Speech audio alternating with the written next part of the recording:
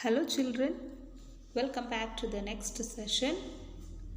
I hope you have gone through listening and learning the first part of lithosphere lesson, and today we are going to learn about the second part of the lesson lithosphere, that is forces of the earth's crust. The earth has two important forces that change the face of the earth. They are internal forces and external forces. The internal forces that shape the earth's surface begin immediately beneath the crust. The magma beneath the crust circulates like a conveyor belt. The heated magma moves up toward the crust, cools and circulates downward. Above this circulation system are the tectonic plates, enormous moving plates that form the Earth's surface. And there are some of the forces which originate inside the crust and influence the surface features of the Earth. Example, volcanoes, earthquakes, etc. And the internal forces are also called endogenic forces. Now we see about the volcano. A volcano is a vent or narrow opening in the Earth's crust, connected by a pipe to an underlying magma chamber through which magma rock fragments, lava, ash, steam, flames and other gases are emitted from the interior of the earth. Volcanoes is a mountain or hill, typically conical, having a crater or vent through which lava, rock, fragments of lava and gas are or have been lifted from the earth's crust. The passage in the Earth's crust through which magma and other volcanic materials are ejected is called vent. The funnel-shaped hollow at the top of the crown of your volcano is called crater. A large basin-shaped crater mounted by steep sides is known as caldera. Now let's learn about the types of volcanoes. There are three types of volcanoes on the basis of the periodicity or frequency of eruption. Volcanoes are classified, and they are active volcanoes, dormant volcanoes and extinct volcanoes. An active volcano is a volcano that has had at least one eruption during the past 10,000 years. Active volcanoes which constantly eject lava, gases, ashes, etc. are known as active volcanoes. And there are about 600 active volcanoes in the world. For example, Mount Stromboli and Mount Etna in Italy, St. Helens in USA, Mauna Loa in Hawaiian Islands, Pinatubo in Philippines, etc. And what do you mean by eject lava? Eject lava means force or throw out. And the next one is dormant volcanoes. Dormant volcanoes are those which have erupted in the past and are likely to erupt again but have remained inactive for fairly long periods. For example, Mount Vesuvius in Italy, Mount Fujiyama in Japan, Mount Kilimanjaro in Tanzania and Mount Krakatoa in Indonesia. What do you mean by erupted? Erupted means express emotion in noisy way. And the third volcano is extinct volcanoes. These are those which were active in the remote geological periods. These are not likely to be active once again. Example, Gorongora in Tanzania, Arthur's Seat in Scotland. And here we can see some of the supervolcanic eruptions of the world, that are Mount Vesuvius in Italy. Second one is Mount Krakatoa in Indonesia. Third one is Mount Pelee in West Indies. The last one is Mount Fujiyama or Fuji, a volcano worshipped by people of Japan. Here we see now the volcanic materials. The materials ejecting out from the volcanoes are of three types. They are solid. In that solid we can see that volcanic bombs, cinders, scoria, pumice, dust, ash. And another type is liquid, in that we see the lava. The third one is gases, sulfur gases, hydrogen, carbon dioxide. And the distribution of volcanoes. Volcanoes occur in many regions of the world, including islands, young mountain ranges, and plateaus of the continents.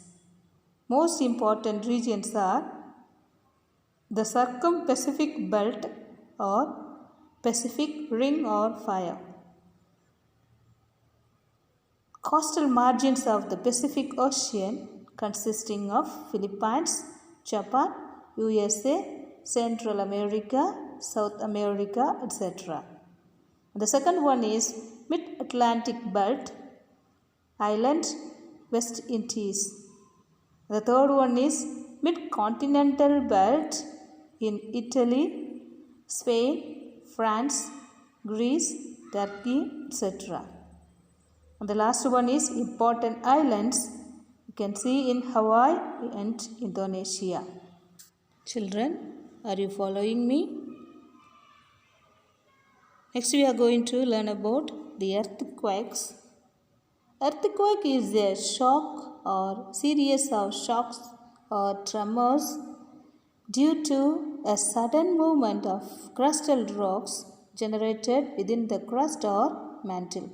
Tremors means slight earthquake. An earthquake is the shaking of the surface of the earth resulting from a sudden release of energy in the earth's lithosphere that creates.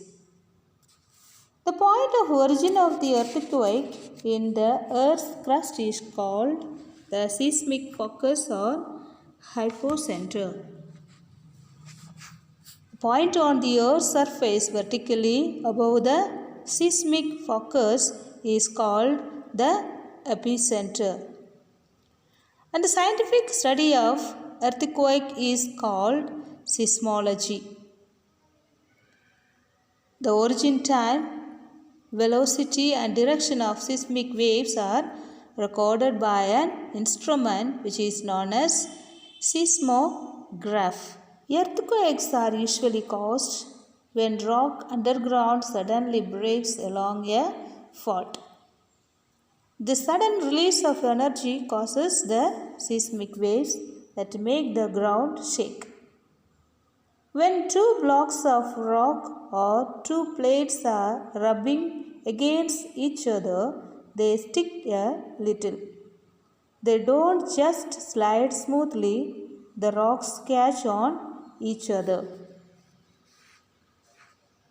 Seismic waves are waves of energy that travel through the Earth's layers and are a result of earthquakes, volcanic eruptions, magma movement, large landslides, and large man-made explosions that give out the low frequency acoustic energy.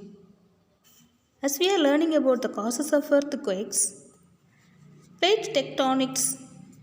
The Earth's crust consists of many major and minor plates. These plates are not stationary. The plate boundaries are dynamic places and are the primary location of earthquake activity. It is Circum-Pacific Belt. The next one is volcanic eruptions. Volcanic earthquakes are caused by explosions. It is Krakatoa volcano of Indonesia. The third one is faulting. A fault consists of a fracture in a rock along with a great deal of displacement takes place. Earthquakes occur when movement of plates takes place along a line of fracture that we can see in San Andreas Fault of California in USA. And the last cause is man-made factors, that is, our interaction of man with nature is also one of the main causes of the occurrence of many of the earthquakes. The extraction of minerals, deep underground mining, huge dams and reservoirs, nuclear tests, etc., which we can see in Koyna Dam in Maharashtra, Hoover Dam in USA. The next one is earthquake waves. Earthquake waves or seismic waves originates in the seismic focus and travel towards the epicenter in ripples or concentric circles. There are three important earthquakes that are, first one is primary waves, secondary waves and surface waves. The primary waves are also known as longitudinal or compressional waves.